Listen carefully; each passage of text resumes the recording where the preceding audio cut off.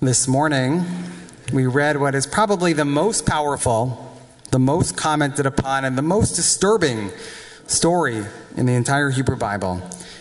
The story of the Akedah, the binding of Isaac.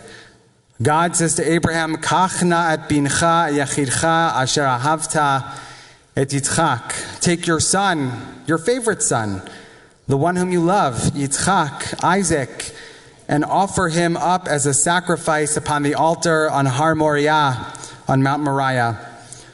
Abraham is asked to take his child, the child whom he and Sarah had yearned for decades, the most valuable and important thing in the world to him, and offer him up as a sacrifice. And there are many, many difficult and perplexing aspects to the story of the Akedah, the binding of Isaac. It's a story that rabbis and philosophers have been struggling to understand for thousands of years. But maybe the most perplexing aspect of the story, and certainly an aspect of the story that I have never understood, is what could have possibly been going through Abraham's mind as he walked up the mountain with his son. Was Abraham angry? Was he resentful? Was he afraid? Or was he hopeful? Did he have faith that his son would survive? Did he believe that God would ultimately intervene and spare Isaac's life? The truth is, I don't think I have ever even come close to understanding what Abraham must have been feeling at that moment.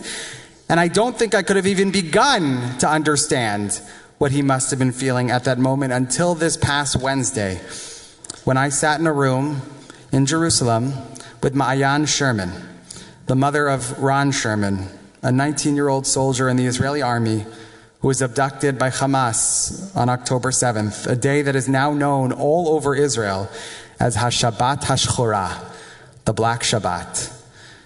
I was in Israel this past week for a very brief 2-day solidarity mission with 9 other rabbis from our greater Metro West region. We were there for 2 reasons: to let our brothers and sisters in Israel know how much we love them, and to bring back their stories to share with our congregation and with the world about what's happening in Israel at this pivotal moment in the history of our people. And I want to take this opportunity to personally thank Dov Ben Shimon, the Executive Vice President and CEO of the Federation of Greater Metro West, and Sarah Diamond, the Manager of Synagogue Initiatives for our Federation, for putting together such a powerful and impactful trip with just 2 days on the ground. Being in Israel at this moment is surreal. Ben Gurion Airport is empty. The Kotel Plaza, which is always teeming with people, is empty.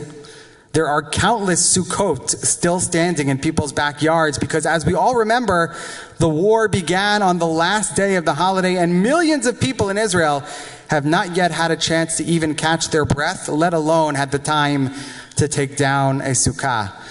And the strangest and eeriest thing of all is the complete lack of men on the street between the ages of 18 and 45. There are very few people on the street to begin with, but when you do see people, it's almost entirely women or older men, because of course all of the men of fighting age are serving in the military.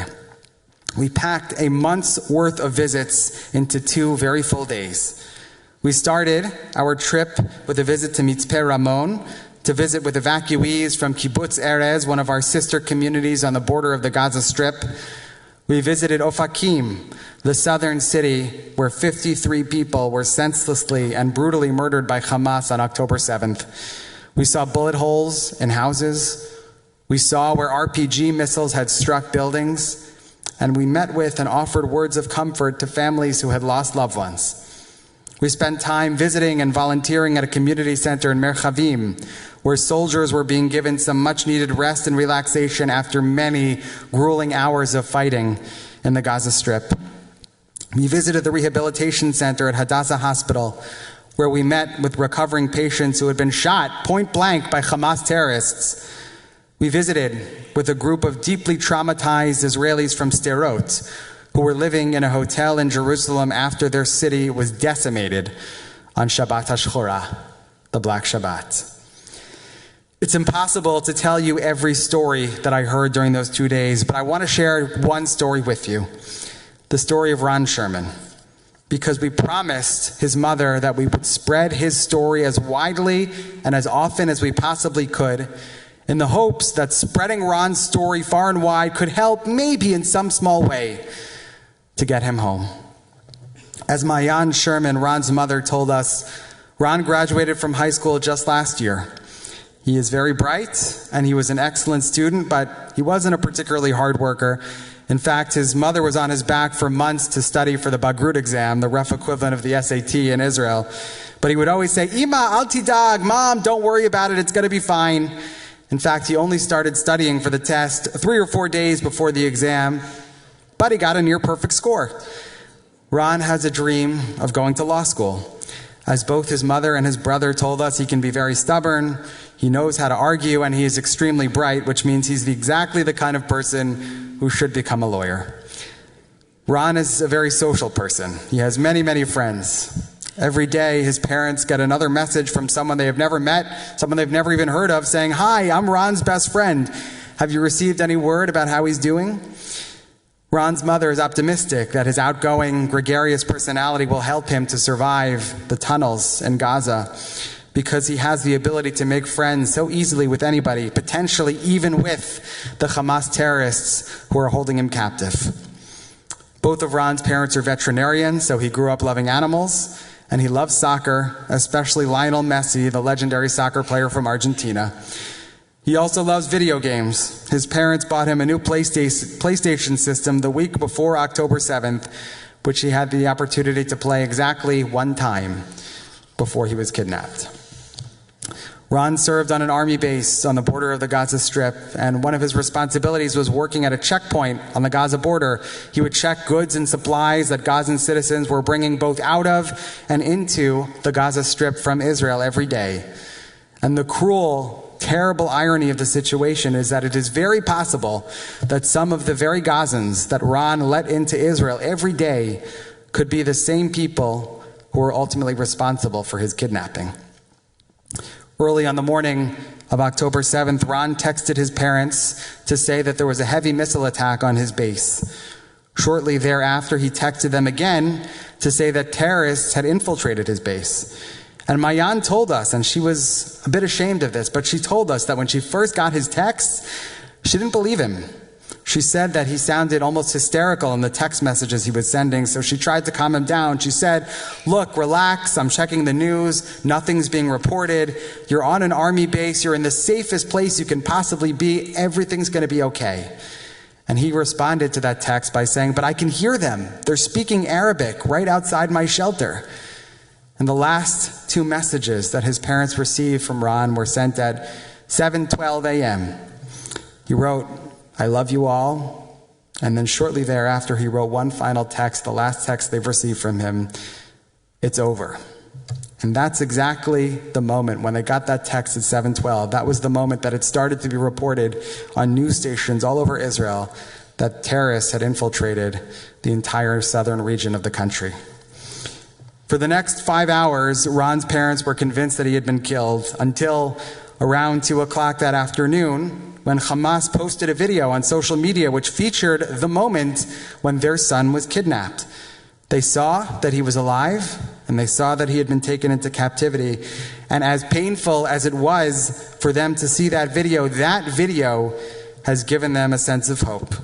Maayan still believes with every fiber of her being that her son is still alive. She has no choice but to believe that her son is still alive.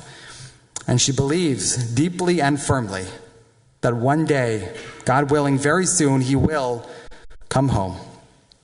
But she's also frustrated, and frankly, she's angry. And she's largely angry with Israel. As she told us on Wednesday, she feels betrayed. She gave the Israeli army the most valuable thing in the world to her firstborn child, and they assured her, they promised her that they would protect him, that they would keep him safe. Just like God promised Abraham that he would become the father of a great nation through his offspring, which meant that his offspring would always be protected, that they would be safe. As he walked up the mountain, Abraham must have been thinking, when is God going to intervene? When is God going to save my son?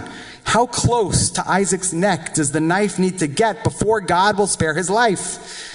And really, those are the very same questions that Mayan and Alex Sherman, Ron Sherman's parents, are asking today at this moment. When is Israel going to intervene? When is Israel going to save my son? How close to Ron's neck does the knife of Hamas need to get before the IDF intervenes to save his life? It was one of the most difficult hours of my life, truly, hearing her ask those questions and tell his story. And I left that meeting totally overwhelmed and feeling completely emotionally bereft. But I also had one very clear thought, and this is because I'm a rabbi, but this is what I was thinking as I was leaving that meeting, that the way that Mayan Sherman is feeling at this moment, those questions, that is exactly how Abraham must have felt as he was walking up the mountain in the hours leading up to the Akedah. The Kotzker Rebbe famously taught that the most significant moment of the Akedah was not when Abraham and Isaac were walking up the mountain, but rather when they came down the mountain. Because it was when they came down the mountain that they first had a moment to reflect upon and to process everything that had just happened. It was while they were coming down the mountain that they began to grapple with how they were going to continue to live in the wake of what they had just experienced. Israel, as a country, is now in the early stages of coming down the mountain. If October 7th was the moment of the Akedah for Israel, nearly a month later, the country is just beginning to grapple with and beginning to come to terms with how it could possibly move forward, how it's going to continue to survive, and ultimately, God willing, one day to flourish and to thrive once again. I took away many, many things about Israeli society at this moment while on my brief trip, but the two most significant takeaways for me were the incredible sense of resilience and the deep, deep sense of achdut, of brotherhood and unity that we encountered everywhere we went, all over the country. I'll start with resilience. One of the wounded patients we met at Hadassah Hospital was a commander of an elite IDF unit. His name was Oshri. Oshri had such a high position in such an elite unit that they told us that we were not allowed to take any pictures with him, and he was shot through the shoulder by a Hamas terrorist on October 7th. The bullet went through his entire torso, into his shoulder, down his body, and out his leg. And on its way down his body, that bullet tore a massive hole in his stomach. We saw Oshri less than a month after he was shot, but miraculously, he was already walking. He was out of his wheelchair, and he was very optimistic that that hole in his stomach would close up in the next 2 weeks, and that very soon he would be able to leave the hospital. And one of my rabbinic colleagues asked him, "What are you planning on doing when you leave the hospital?" To which he replied, without missing a beat, "I'm going right back to my unit. They're fighting without me. I need to be with them." I was so deeply moved when he said that. Here was someone who had been shot, who had incurred a very, very serious injury less than a month earlier, and all he wanted to do was get out of that hospital as quickly as he could so that he could continue to fight for and defend Medinat Yisrael alongside his brothers in his unit. That's the essence of Jewish resilience. That's the essence of the spirit of Israel. And we heard so many stories capturing that very same spirit time and again throughout our brief visit. And the second takeaway from my trip was the remarkable, truly the remarkable sense of unity and brotherhood that we felt all over the country. If you remember back to October 6th, one day before the Black Shabbat, Israel was teetering on the brink of a civil war. And Israelis, by the way, have no qualms about readily admitting that. They will tell you that the country was on the brink of tearing itself apart. But now, today, Israel is more unified, more singular in its vision, and stronger in spirit than I can ever, really ever remember it being. On every street corner, on every bus, on nearly every building, there are signs which say, Am echad belev echad. We are one people with one heart. Or Israel chazaka beyachad. Israel is stronger together. Or degel echad, mishpacha echad. One flag, one family. When we met with the mayor of the city of Ofakim, he told us that in the days following October 7th, he visited with a mother who had lost both of her sons. He paid the Shiva call to this mother just an hour after the funeral. And he couldn't believe what she said to him. Just an hour after burying both of her children. She said to him, "My sons were killed together for a reason." It was a message from God that brothers are supposed to be together, united, not at each other's throats. She said to the mayor that burying her sons together drove home the message as clear as anything possibly could. Kama chashuv ha'achdut shel Am Yisrael. There is nothing more important than the unity of the Jewish people. And I have to tell you that applies not only in Israel itself, but it applies to the way that they are thinking about us here in the United States. Whenever we thanked a soldier for protecting our people, they said, "Lo, lo, lo, lo, toda lachem." Don't thank us. We should be thanking you for coming here, for seeing us, for hugging us, for telling us how much you love us. It really, genuinely meant the world to them that we were there. And beyond that, everyone in Israel, everyone, told us how worried, how deeply concerned, and frankly, how terrified they are about the rapidly increasing rates of anti-Semitism in the United States. They are concerned about their own safety, genuinely, for sure. They're concerned about their own future. All of those things are true, but they are equally as concerned about our safety and our future. And one of the strangest, most bizarre aspects of the trip for me is that while I was there, while I was in an active war zone, I felt much safer than I do at this moment in the United States. It felt incredibly liberating to be able to wear my kippah freely on the streets in Jerusalem without any sense of anxiety or fear for my physical safety. Things that I feel every day when I wear my kippah at this moment in our history, even right here in Livingston. Today is November 4th. It's the 28th anniversary of the assassination of Prime Minister Yitzhak Rabin. I was only 7 years old when Yitzhak Rabin was killed, but I remember that day very well. And I had always assumed that Yitzhak Rabin's assassination was going to be the most significant event in Israeli history that I would ever live through. But it's not. October 7th has now far eclipsed November 4th. It seems to me, and I think to everybody, that October 7th is quickly becoming the major turning point, not only in Israeli history, but in modern Jewish history. Some of you may know that Rabin was killed after leaving a peace rally in Tel Aviv. And just moments before he was shot, he led the crowd in the beautiful anthem for peace, Shir LaShalom. He stood arm in arm with Shimon Peres and with the Israeli pop star Miri Alon, who sang on the original recording of that song as they sang it together.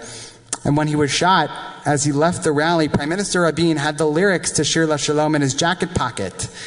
And the image of that lyric sheet, drenched in Yitzhak Rabin's blood, has become iconic.